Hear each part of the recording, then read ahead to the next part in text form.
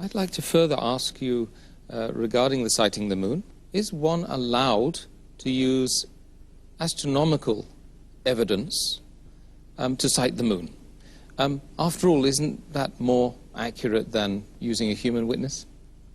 As far as using astronomical evidence, astronomical calculation or computation for the sighting of moon, as far as Islamic month is concerned, and the suggestions have been given very often, it's mainly given by those people who have lack of knowledge of Islam. Because as far as astronomical calculations are concerned, they were there even at the time of the Prophet. And this suggestion was not given only lately, it has even been given at the time of the Prophet. And when we read the hadith, we come to know what the Prophet said about it.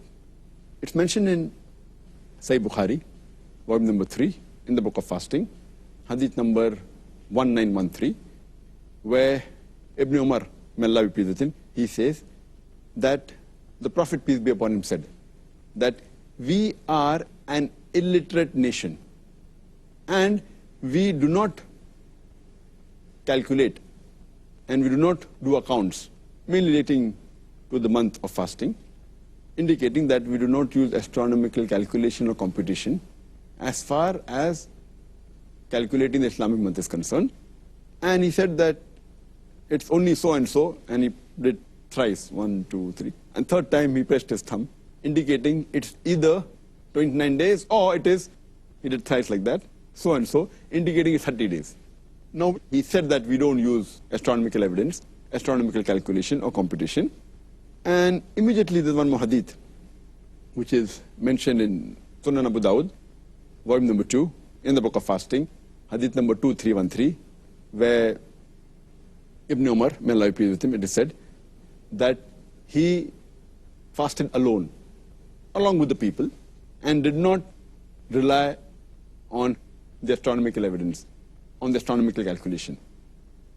From here we come to know that we have to rely only on sighting of the moon with your eyes. That's important.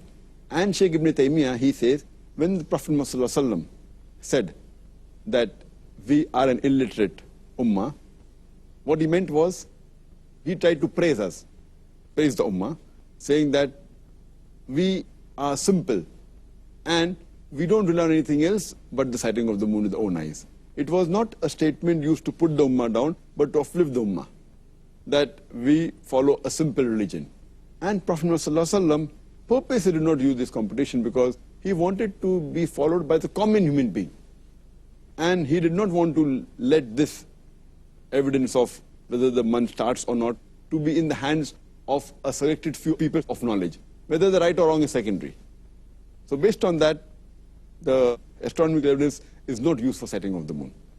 Only seeing with the eyes is sufficient sighting of the moon, and to rely whether the Islamic month starts or not.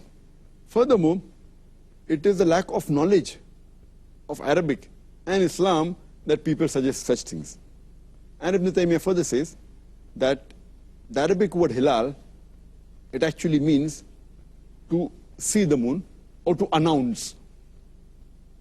And if the moon is there, but if people don't see it and people don't announce it, then that means the new month hasn't started. Though the moon may be there, but because it's not seen by the people, it's not announced, so it's not started.